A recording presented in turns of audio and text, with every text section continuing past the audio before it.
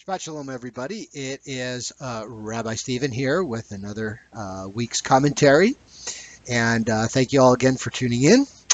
Please visit my website. Let's get it. Little shameless plug here. There you go. www.modernrabbistephen.com. Shameless plug. Take a look. Leave a comment. Hopefully a good comment. I know some of you may feel differently, but whatever, right? Okay, anyway, serious. First of all, before we start, I'd like to do a shout out for Cookie. Cookie, thank you very much for coming in on Friday and sharing Shabbat services with us. You said you enjoyed it. I'm glad you did. You know, folks, I know a lot of you have certain preconceived notions about what a Shabbat morning, a Shabbat Shacharit, a Saturday morning service really is. It's 2.5 hours of boring, drolling, right? That's what most people think it is. So what we've done at Congregation B'nai Chaim is made it more of a modern type of an inspirational type of a service. Now, we still got the prayers, same prayers as you used to. However, we've livened them up a bit. I bring the guitar. Whether we have a minyan or not, and we're getting pretty close. We've still got about 7 or 8 people looking for that extra couple to really do a Torah service. But either way, there's always a Devar Torah. We always sit down, we devote 10, 15 minutes or so, sometimes more when there's a lot of discussion. And we do have a discussion about that particular Torah portion. You know, we want involvement, and we also want to make it relevant to what's going on in your lives. That's really what Torah is supposed to be. All right. Now, having said that, let's take a look at this week's Torah portion. The name of the portion is Chukat. Chukat is a decree as contrasted with a mishpatim, which is an ordinance, or mishpat means judgment. The root word is judgment. So what is a mishpat? That is, do not steal, thou shalt not steal, thou shalt not bear false witness, thou shalt not murder, observe the Sabbath, things that are tangible, that you can say, oh, okay, I get it, somebody has their stuff, you don't take it, you don't take someone else's stuff. If for no reason, then it's Hashem's decree, it's up to his omniscience, his intelligence, that everybody has what they need. That's what we say in the morning, right? One of our morning prayers is, thank you, Hashem, for giving me what I need. It's done in the morning brachot. It's done as part of the ashrei. So, there it is. But there's practical reasons too. If everybody's stealing from each other, you'd have a lawless society. Nobody be able to go out and be productive for fear that somebody would rip you off, okay? So there's tangible reasons. There are, however, these decrees. They are proclaimed by Hashem through Moshe, through all of us, through Torah, that there are things we don't do, that there seems to be no reason for it. And one of the most obvious examples is the laws of kashrut. Why do we eat certain things and we don't eat others? Why, as a Jew, do we not have cheeseburgers, for example? Don't cook a kid in its mother's milk. So you don't have a cheeseburger, right? Why can we eat chicken and turkey, but we can't eat ostrich or eagles or hawks? Why can we eat most fish that have fins and gills, but we don't eat lobster, we don't have shrimp, we don't have oysters, we don't eat crabs? It's a chukat, it's a decree.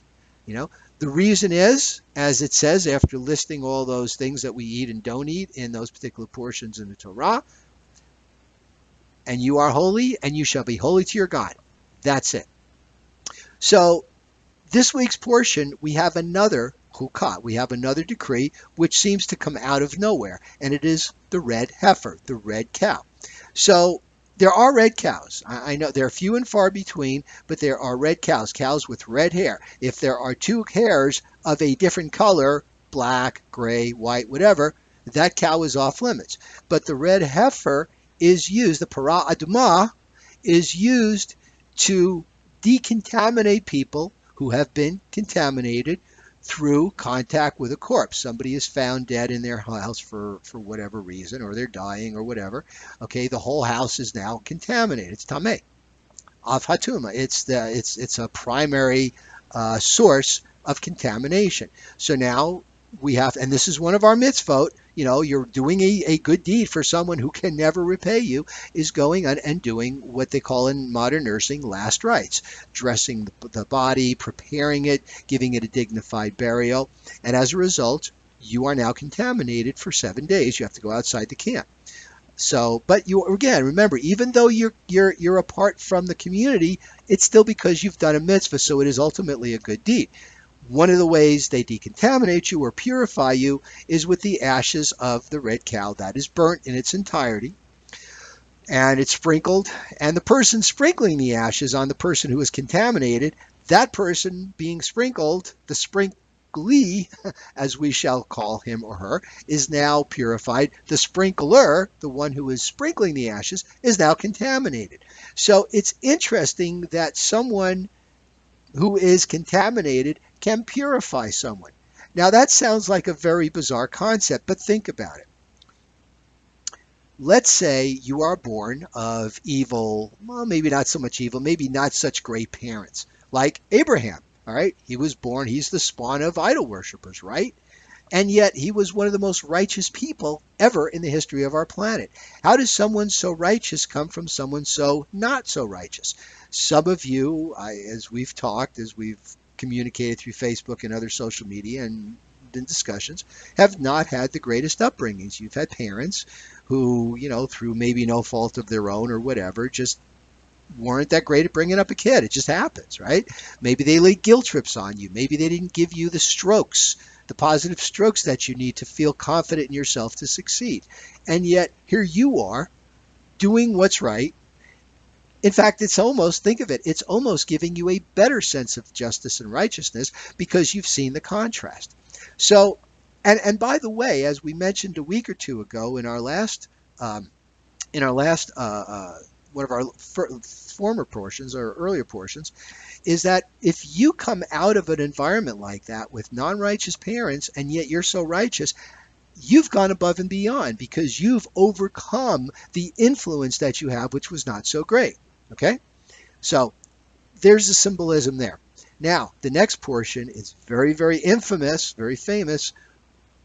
The people started complaining to Moshe Rabbeinu. They didn't have water. Miriam had died. And in this particular portion, Aaron dies. Goes into a cave. He's laid down. All his vestments are put on his son Eliezer. And Eliezer is now the high priest. And Aaron just lays down. And it's a very comfortable, very peaceful death. As the Talmud calls it, it's like taking a hair from milk. Now, usually most of our deaths are pretty traumatic. I mean, you're leaving the material world to which you've become attached because your focus is that way. It's out rather than inside. But Moshe and Aaron and even Miriam were so focused on the spiritual, it wasn't that big of a deal to die. See? And that was really, speaks highly of them. So Hashem tells Moses, go find that rock, same rock that gave water to Hagar and Ishmael when Sarah banished them. Go talk to the rock. Moses, this is 2 years after leaving Egypt. All he's done is hear complaint after complaint. He's dealt with the golden calf. He's dealt with the whining that we have no meat. He's dealt with the whining how we got to find water. What are we doing out here? Why don't we go back to Egypt? We had all the fish we can eat. Takes his stick and just smacks the rock against God's instructions, against his commands. Hashem looks at him, as Hashem does, and says, you disobeyed my command. I told you to talk to the rock. You struck the rock. You will not lead the people into the promised land. That was his punishment. Now, there's different commentary as to why. There's the obvious reason, well, he disobeyed Hashem's rules, right? He just disobeyed his command. He struck the rock instead of talking to him, right? Made Hashem look bad. He almost denigrated Hashem in front of the people, so that was it.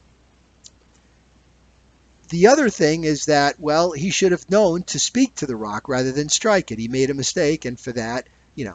But the point is that when you're that great, you are held to a higher standard. When you are a leader, okay, and I'm smiling because some of you out there, you know what I'm talking about, all right? We've had this discussion. When you are a leader, a spiritual leader or a secular leader, you are held to a higher standard because people look to you.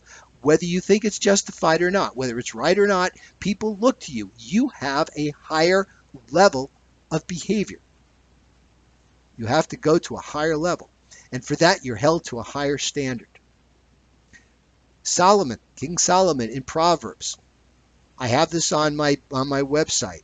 Proverbs chapter 16, verse 23. Who is strong? He or she who controls his passions. Moshe Rabbeinu let his passions loose. Of course he had this anger festering him. He was frustrated. After the plagues, after the indecision, after all this, he just lost it. You can't lose it. You have to maintain your composure. You always have to be above all that. It's not easy. You're held to a higher standard, and sometimes it doesn't feel right. It doesn't feel fair. But guess what? With that higher standard, people will look to you for leadership, and they will emulate you. When you drop down, when you go low, as the common vernacular is these days, people look at that, and they might think it's okay for them to go low. That's the problem. Moshe Rabbeinu let down himself. He let down Hashem. He saw what he did, but at that point it was too late. He was at the mercy of his passions. Instead of looking at the tzitzit and remembering the commandments, he followed his heart. Let that be a lesson to all of us. Sometimes you need to just take a time out. You need to recoup. You need to maybe talk to people who are a little bit wiser than you are. And you need to hear the fact that, you know what? You need to rise above it. It's tough, but in the end, it's worth it. I will leave you with that. Shabbat Shalom. Hope you've had a productive week. And I want to see you in services. Check out our Saturday morning. I promise you, you will not be disappointed. Shabbat Shalom.